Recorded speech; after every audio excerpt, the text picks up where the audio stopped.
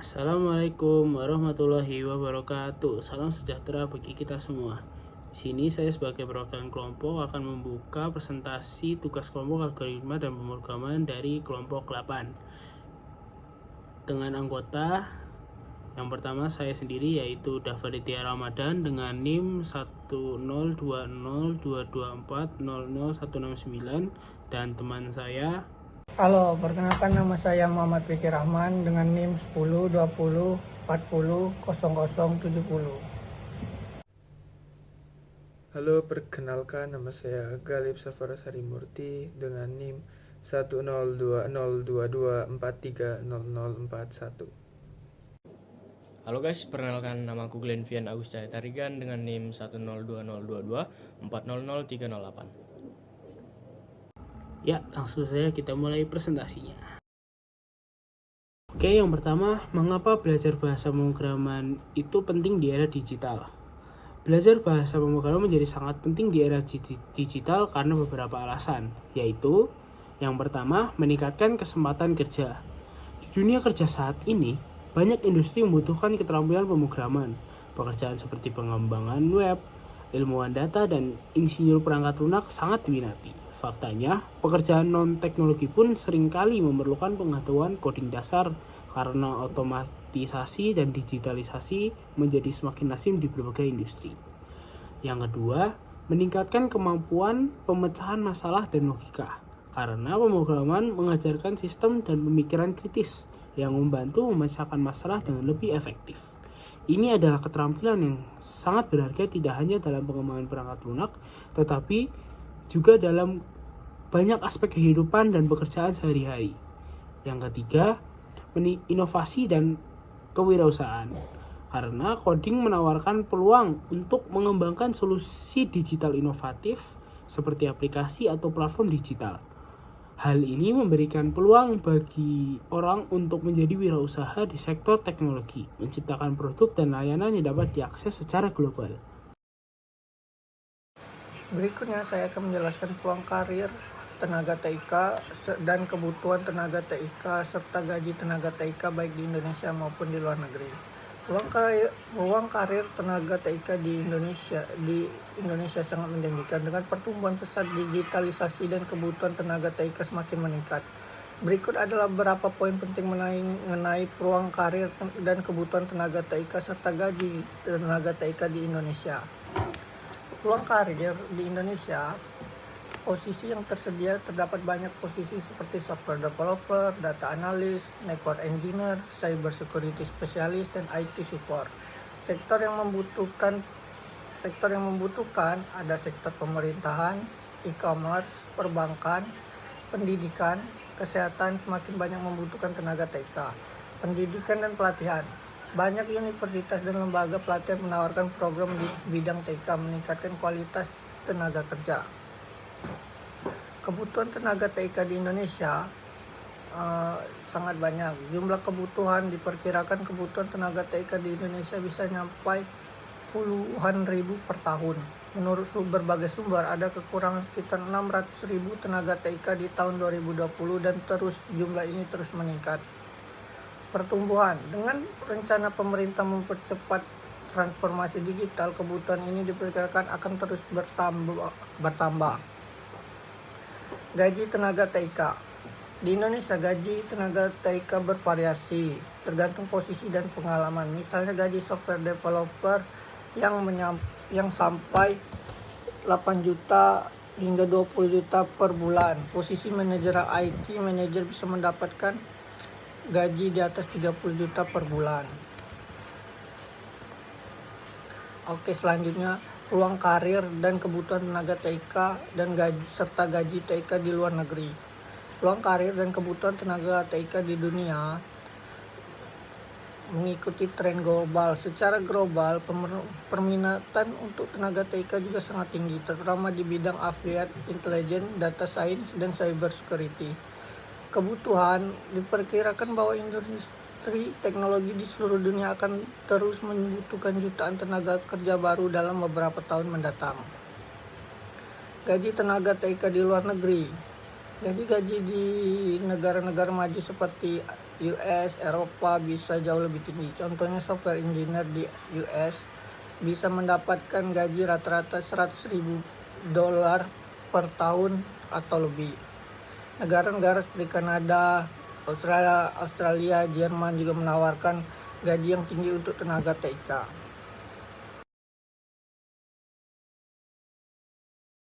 Selanjutnya saya akan menjelaskan tentang pekerjaan yang membutuhkan keterampilan programming. Tentu saja pekerjaan yang membutuhkan keterampilan programming yaitu programmer namanya.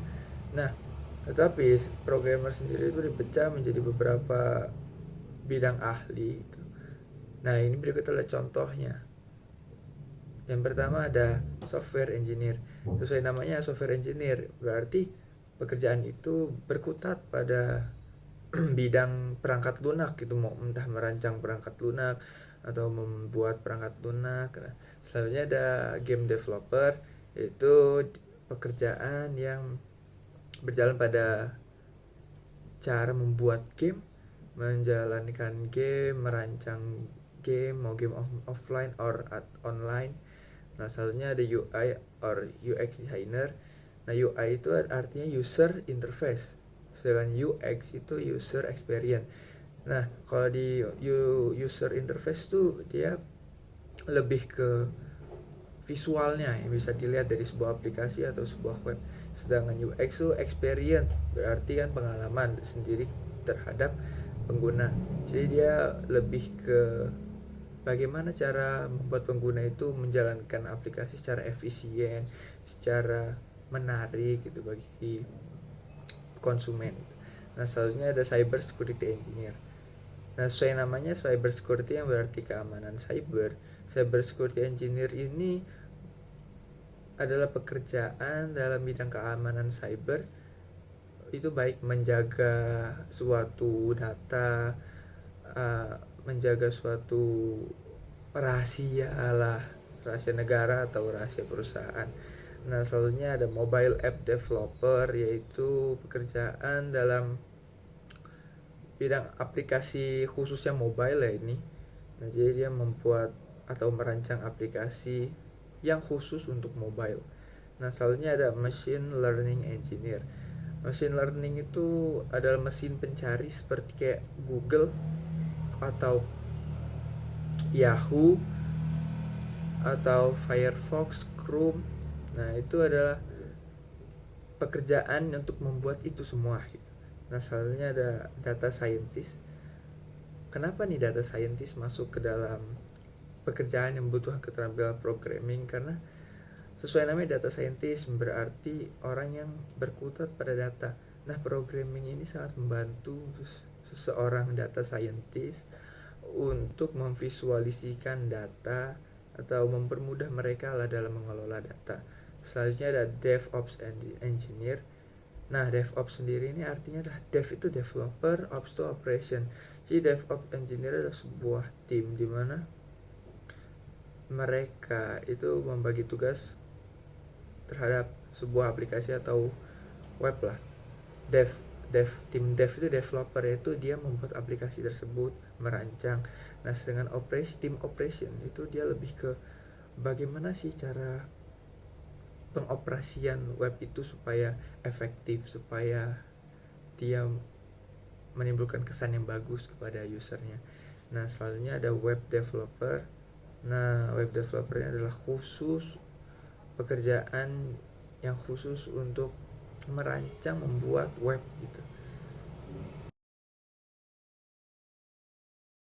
Selanjutnya saya akan membahas bahasa pemrograman yang digunakan oleh setiap profesi yang sudah dijelaskan oleh teman saya tadi. Yang pertama yaitu software engineer. Software engineer menggunakan berbagai bahasa untuk mengembangkan sebuah perangkat lunak. Yang populer digunakan yaitu seperti Python dan JavaScript. Yang kedua yaitu game developer. Game developer menggunakan bahasa C untuk menciptakan suatu video game yang terstruktur. Selain bahasa C, game developer juga menggunakan Java, JavaScript, bahkan Unreal Engine ataupun Python. Selanjutnya yang ketiga yaitu UI UX designer. UI UX engineer yang menentukan tampilan aplikasi ataupun situs menggunakan bahasa pemrograman HTML, CSS, dan JavaScript. Selanjutnya yaitu Cyber Security Engineer.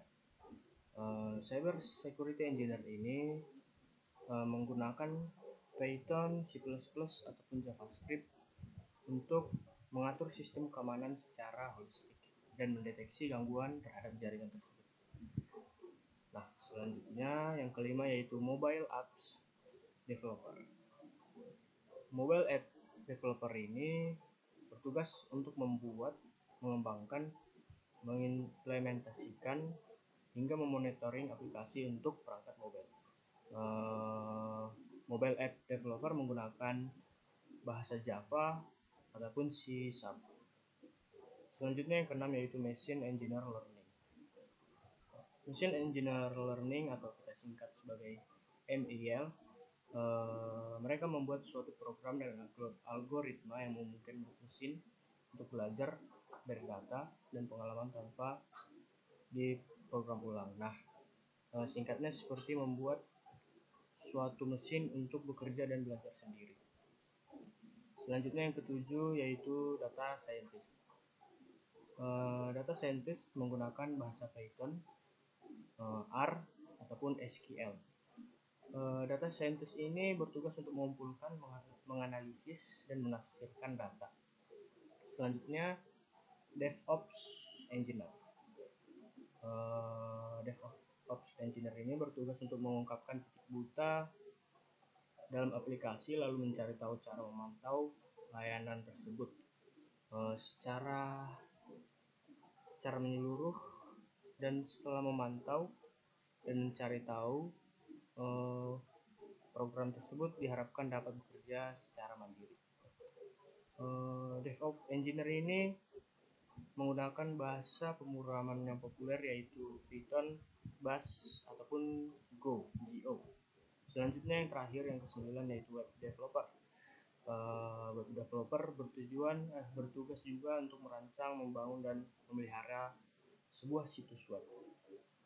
Bahasa pemrograman yang populer digunakan yaitu seperti HTML, CSS, Python, JavaScript, bahkan PHP.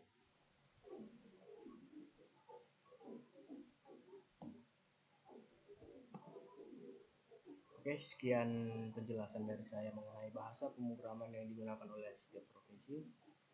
Sekian dan terima kasih. Sekian presentasi dari kelompok kami, kelompok 8. Mohon maaf sebesar-besarnya jika ada kesalahan kata. Wassalamualaikum warahmatullahi wabarakatuh.